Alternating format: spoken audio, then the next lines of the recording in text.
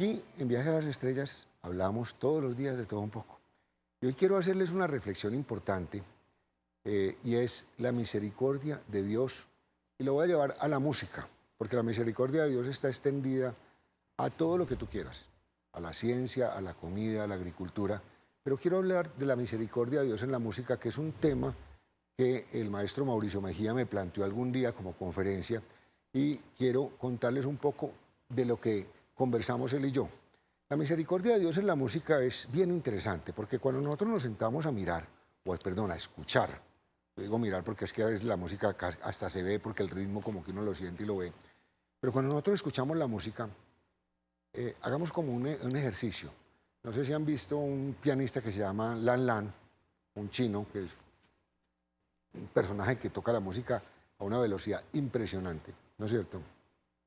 Pues uno se sorprende de ver cómo Lan Lan, o Lin Lan, o no recuerdo bien el nombre, uno se sorprende de ver cómo este señor ejecuta, y uno va oyendo y casi que es uno en, wow, estoy oyendo demasiadas cosas, pero todo funciona.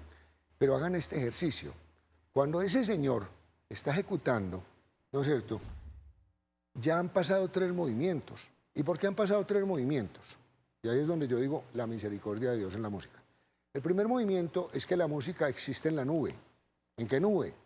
No estamos hablando de una nube de Google, estamos hablando en la nube tal vez como de, no sé, del espacio mismo, del Espíritu de Dios. Pero allá está allá en la imaginación, no está concreta, está etérea. Allá está. Primer movimiento, está. ¿No es cierto? Segundo movimiento, el pianista la piensa. Entonces, pensó en la música, piensa en esa nota que viene, la jala de ese mundo que no existe y la ejecuta. ¿No es cierto? Eso pegó. Segundo movimiento, la piensa. Tercer movimiento, la ejecuta. O sea que han pasado 3 tiempos desde que la música existe hasta que el Señor la ejecutó. Y el cuarto movimiento es cuando tú la escuchas. O sea que cuando tú escuchas la nota es porque estaba en la nube, el Señor la pensó, la jaló y la ejecutó. 4 movimientos. Y vas a una velocidad donde estás oyendo tararara, tararara, tararara. Resulta que vas en el 4.º movimiento. Entonces ahí es donde yo digo, si nosotros hacemos una comparación, ¿no es cierto?, entre lo que es Dios con nosotros, realmente estamos lejos, como muchas personas en algún momento dado se creen Dios, estamos lejos de ser eso. Estamos lejos porque finalmente esto es solamente en la música. Piensen ustedes cuántas cosas existen precisamente en el mundo de la materia. Una de las partes que me gusta a mí de las oraciones de la religión católica es cuando dice que tú eres el Dios de todo lo visible y lo invisible, y muchas veces no hacemos como ese ejercicio. Dios de todo lo visible, sí, fácil, todo lo que estoy viendo a mi alrededor, pero Dios de todo lo invisible.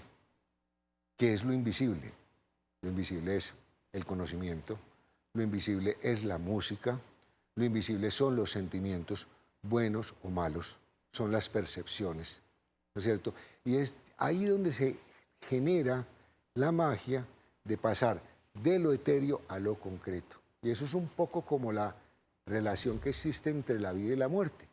Tal vez cuando estamos aquí, estamos en materia, y tal vez cuando dejemos de estar, o antes estuvimos, estábamos en el mundo invisible, pero para poder existir teníamos que haber sido, ojo, primero teníamos que existir en la conciencia de Dios, que era el primer movimiento, ¿no es cierto?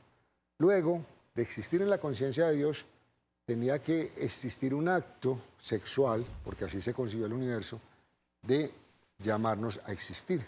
Pero finalmente ahí ni siquiera sabíamos que existíamos. Y empezamos a crearnos, ¿no es cierto?, y a tener una conciencia de un yo en este estado social, pero que finalmente ese yo se despide y nos tenemos que despedir de él. ¿Y a dónde nos volvemos? Nos volvemos al mundo invisible. Pero el mundo invisible no significa que no exista. El mundo invisible existe. Y eso lo podemos comprobar con la misericordia de Dios en la música. Así que aquí, en Viaje a las Estrellas, seguimos hablando de todo un poco.